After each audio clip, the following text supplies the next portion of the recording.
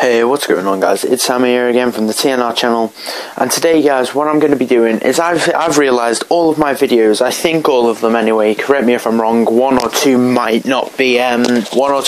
not be related around what I'm just about to say, but I've just noticed all of my videos as of the start of the channel have all been about DC, or mainly just superheroes, and I've decided not all of you guys enjoy superheroes, so today I decided I'd, as Declan, as he mentioned in his Who May Die in Infinity War video, as he mentioned, he's going to be doing all of the James Bond movies. I think there's about 24, I think he said.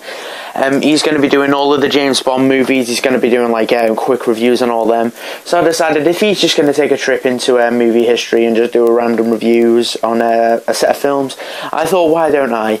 So I was thinking about what films I could do, and then I stumbled across what me and Declan call our guilty pleasures. Now, we say this because they are voted all around the world as awful films, but me and Declan, I know, both adore these films loads and loads.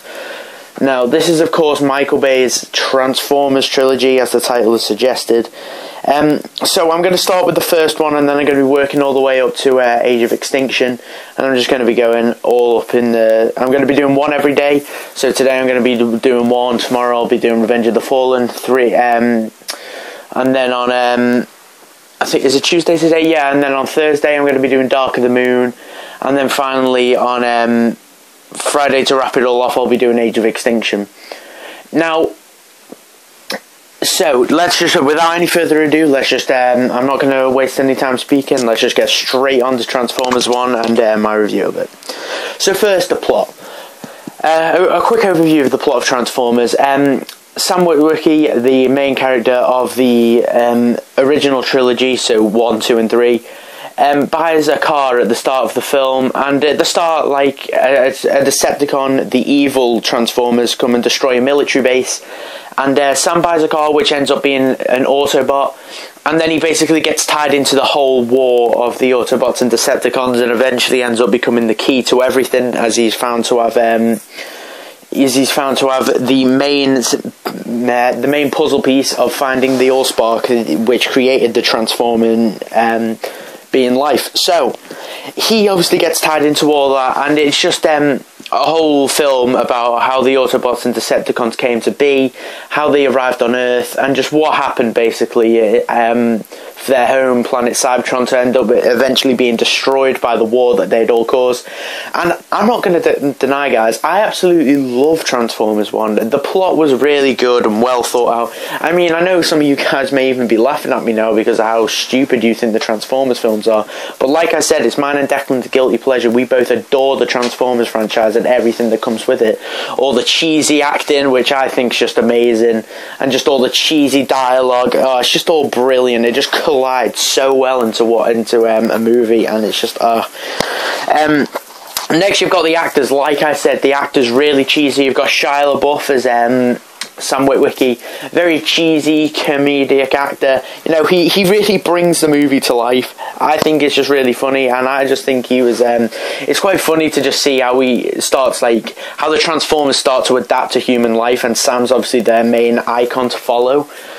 So they adapt to basically Sam's lifestyle. So you can see that. You can sort of see the Transformers throughout the first film becoming more like Sam, more like clumsy and a bit stupid around his overall life and his surroundings.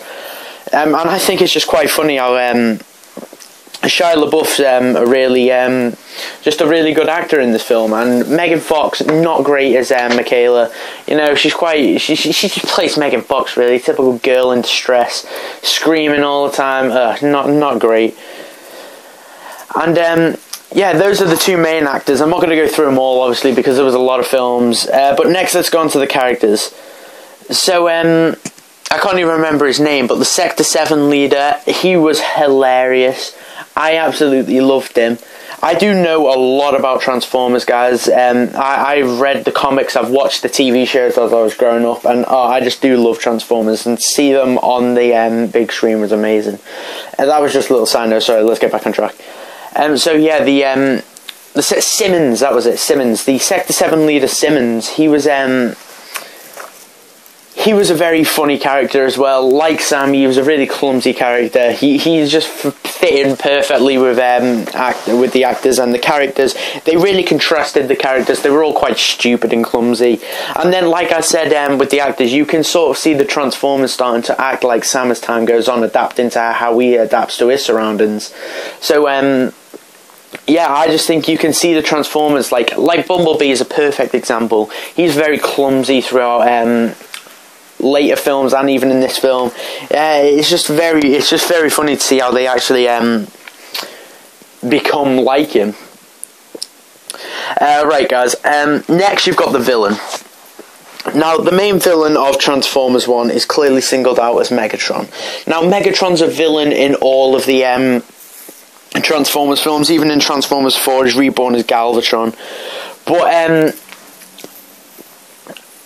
thingy, I wouldn't exactly say that he is a main villain in any of them except the first one. He is singled out as the main villain in the first one. That is very clear, and it's just very easy to see that he is indeed singled out as the main villain in the Transformers 1. Now, in Transformers 1, I love Megatron. I thought he was a really dark character. He really looked down on everybody else. He thought he was the top dog. He looked down on all of those other Decepticons like Starscream. He looked down on them all, and I just thought that was brilliant how he did that.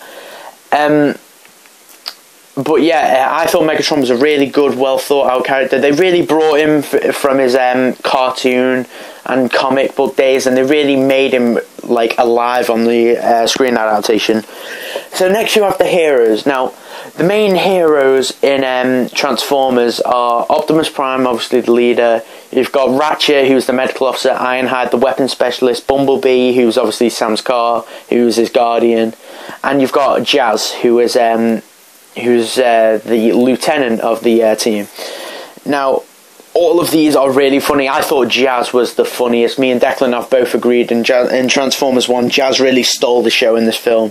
He was like a typical robot, you know. He was like a typical like teenage human, and they really brought him. They give him like such a typical teenager vibe, and it was so good, guys. Like, he was so funny. I just enjoyed seeing him, and it was heartbreaking when he died. It was such a sad moment. But he did go out making me laugh again. So, you know, a very good character, Jazz. Optimus Prime, very good leader indeed. I really liked Optimus Prime's character. I really think he fit well in the team, and he really glued the team together. Ratchet, again, to be honest, guys, Ratchet, Bumblebee and Ironhide, they're all just same funny characters. They all like to insult each other. It's just Jazz and Optimus Prime which were the exceptions. You've got Jazz, who's like a teenager, and you've got like Ironhide, Bumblebee and Ratchet, who are just like typical like adults, really. They just all like insulting each other every now and again, and it's quite funny. And then you've got Optimus Prime, who is the mature adult of the group. That's how I like to see it. I think that's how it goes. But yeah, those are the heroes. Now, my personal opinions on the film. This is my next point. Now, I personally love Transformers. That's why I call it my guilty pleasure, because a lot of people around the world hated it. They thought the cheesy acting, the cheesy dialogue, the cheesy love stories, they just thought it was an all-in-all cheesy film. But I really enjoyed the film. I really thought the comedy balanced out with all the seriousness, and it just really collided together to make a really like exceptional film. And Micheal